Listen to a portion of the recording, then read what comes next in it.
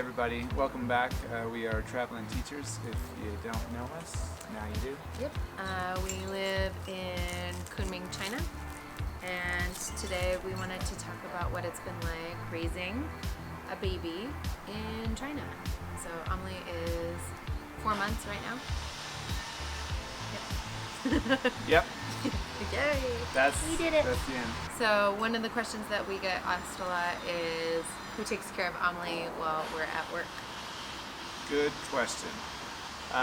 We have an IE in China. They're called IEs, but it means like aunt or nanny. And we've actually had a few IEs so far. We've had a little bit of trouble trying to find the right person, the right fit for the job. But we finally settled on someone that we really like. Yeah, in China, daycares are not really a thing. Usually it's the grandparents that take care of the babies, but obviously that's not an option for us, so we decided to hire somebody. It's been hard finding the right fit for our family, so we needed somebody that was educated enough and was willing to try some of our more Western ideas. Yeah. But yeah, so I think we're happy with our current IE. So that's who takes care of Amelie while we're away at work. So the next question we get asked quite often is about vaccinations for Amelie and what that entails. And I don't know anything about that, so Ashley's going to talk about that. My turn. So I know in the U.S. you can get several vaccinations at once, but in China you can only get one vaccine at a time every 2 weeks. So that's been kind of a challenge for us. But I'm also kind of happy with that schedule. But it's a lot of pressure because we have to know what vaccine to do when. There's not a specific schedule like there is in the U.S. They kind of ask us, oh, do you want to do this vaccine next or not? Or what do you want to do? And I wasn't expecting that much freedom when it came to choosing her vaccines. And the vaccines here, I want to say, are free if you get local Chinese vaccines. But we've opted to do the imported vaccines, which are about $100 each. So it does add up. But if you want to go local, then by all means do that. But for one of Amelie's vaccines, I think it was the DTaP, it would have taken 12 Chinese vaccinations, or with the imported vaccine, it'll only take 4. So I'm more than willing to pay for that if it means less vaccines for Amelie. And Amelie takes it like a champ. Yeah. She's been pretty... Yeah, she hasn't really cried that much. She cries for like a moment, but since it's only one, then we just kind of tickle her and play with her, and then she's fine again. Yeah. I usually feed her right after, and we've been good to go. We've taken her for a few checkups, and she seems to be fine. Everything seems to be she's always in the 50th percentile. So as a joke, I often say that my daughter is really, really average. She's Perfectly average. not special in any way. Oh, she's special to us. Yeah, just joking.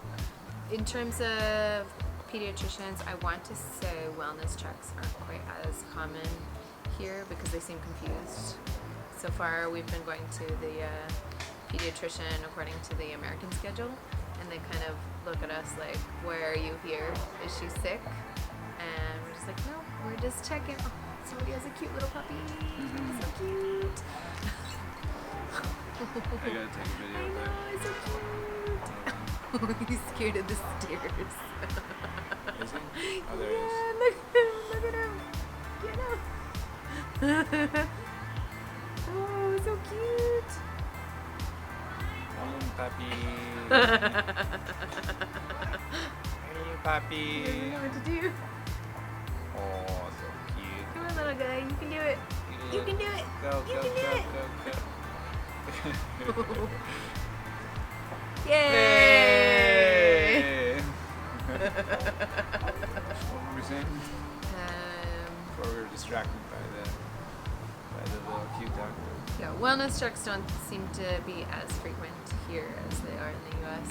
I'm still going according to our scheduled. I mean, I could be wrong, but I'm still gonna go to the doctor according to our scheduled wellness checks in the U.S. We wanted to talk a bit about what Chinese people have been like with regards to Amelie.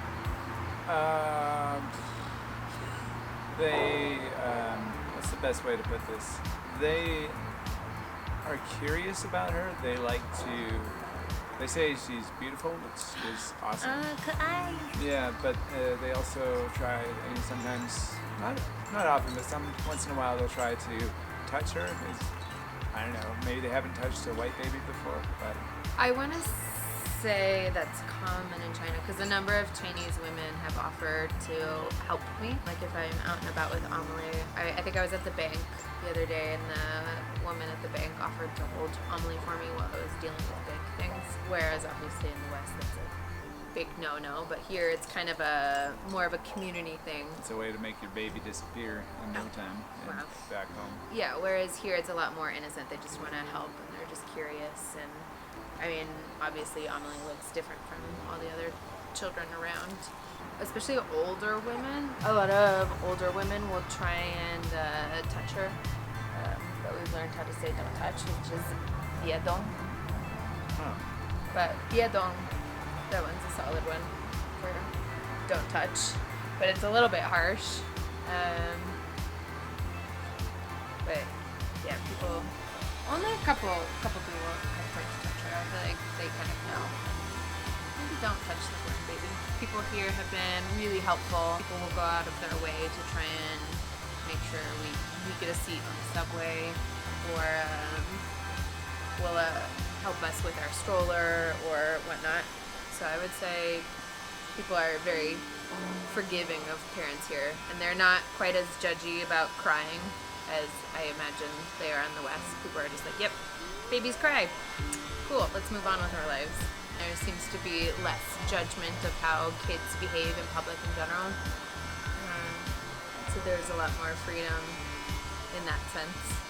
The one thing that they do judge us is how many layers Amelie has on. Chinese people are very afraid of like the cold and like catching colds and being too cold. So we've gotten a couple of talks about how many layers Amelie has on or whatnot. She doesn't have enough? Yeah, they want us to, well, I have a blanket for her, but she didn't seem to want it right now. So I'm always self-conscious. Now I always make sure I have enough warm things for her. Like we had to let her know, like, don't put blankets on her when she's sleeping. I know, like, that's a pretty common practice here as well, blankets and pillows. So we had to let her know, like, I'm more concerned with her safety than I am about her being too cold. We work at an international school, so we know a few expats, and in terms of Amelie, they like her. We're more than happy to pass her around to other people if people are comfortable with babies, and if their hands are clean and such. But wash your hands. Yeah, we're not those parents that are overly like, no, don't touch her or don't. Well, we're strangers. We don't want to touch her, but our friends were, Yeah. we're fine with that. Okay. Yeah. And I feel like the expat community in Kunming especially is quite small. So a lot of people know everyone else. I'm in a mommy WeChat group, and we all talk about different things. I'm also in a Montessori WeChat group where we share ideas since we're into Montessori things for Amelie. So that's been nice. And we went to the first aid training the other day as well. And there were a number of expats there getting first aid and CPR training. We took And then our yesterday was the family fair day. The Last Garden is very family friendly. They have a family room. Anytime we go into Kunming, if we want to stay the night or something, then we'll probably stay there because it's quite convenient. The restaurant is good, and the hostel is pretty family friendly in general. So we're fans. Some of the things that we've been able to get for Amelie in China. What are some of the things that we use to function? First of all, we have the Duna.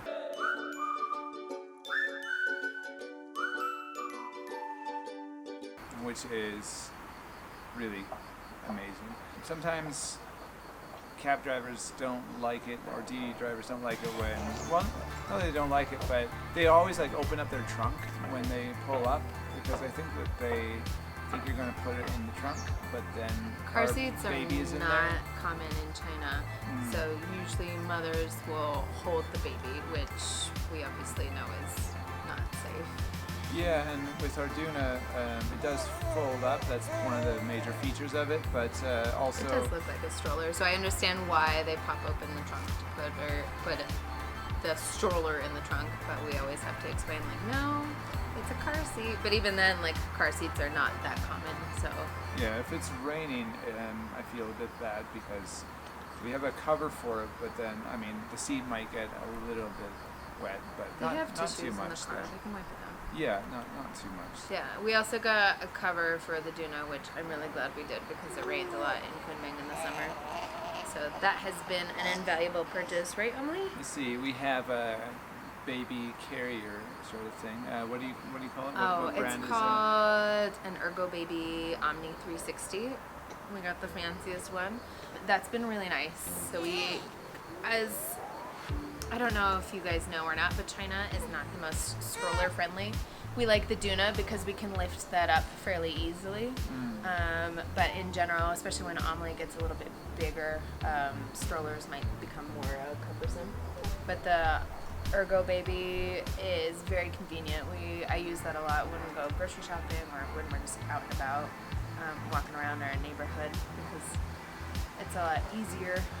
Yeah, and we have a flatbed stroller. I guess that's the best way to call it. We used to have that same one with we had like another attachment for it, which was a car seat. But since we've got the Duna, we've been mainly using the Duna for that. It's Yeah. easier to throw into the car, and you don't have because to we take it apart. did fly down. We got one of those 3-in-1 type strollers, but we used the car seat on the airplane. So when we checked it, I don't know what kind of damage it went through. So we have to consider safety. We still have it. Yeah, I think our cat sleeps in it. Yeah, our cat has commandeered a lot of Amelie's baby items, but we figure we don't allow him to sleep in our room anymore, so he can have Amelie's pillows. We have other stuff. Yeah, we have one of those pack and plays. Initially, we got it just for the hotel when we were first arriving to Kunming. We were waiting for Amelie's stuff to arrive. But Amelie loves the pack and play, so now we use it as her bed, and we use her bassinet as her napping space. So we have one in the living room and then one in our bedroom, for pack and play in the bedroom. And that one's really nice. We've taken that with us when we went to Lost Garden, and if we travel again, we'll probably bring that with us as well. I think those are the Main important ones. ones. Oh, we also have Xiaomi cameras. We use those as like nanny cams, but we also use that. Yeah, we went a little crazy. We have 7 in our house. And Yeah, one for each room in the house. Yeah. Probably don't need that many. I trust this IE, but it's also nice to have just to see what they're doing. But yeah, and it's also a good baby monitor, so that's what we use it for. yeah, Ashley will ask me to bring her things from the room, from Oh, the yeah. bedroom. She'll Because be like, Graham, bring me some water. it has a microphone, or I guess it's like a walkie-talkie option. You can call the camera, and if I don't want to shout for Graham, who's in the Wake front up of the Amelie. house, and yeah, Amelie's asleep and I'm feeding her in the back of the house. I don't want to shout, and then I'll call him through the cameras, which he's not a fan of. No, it scares me. I was just like, Graham.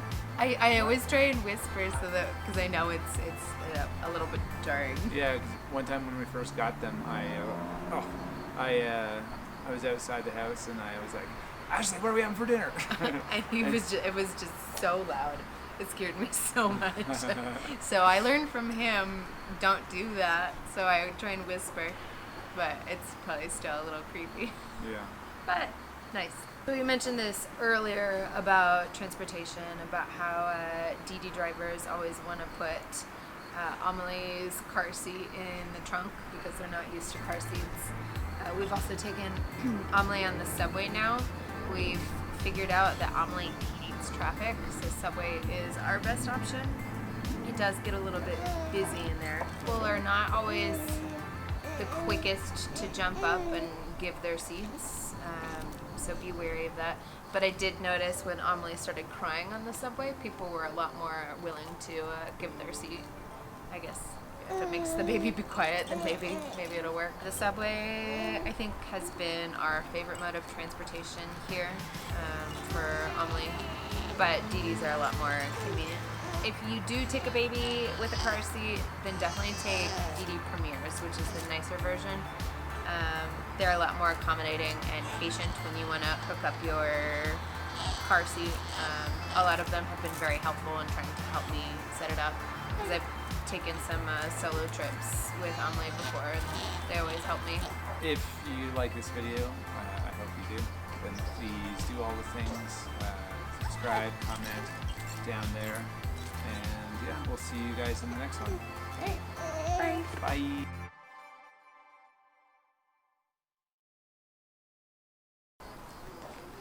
Bye, guys.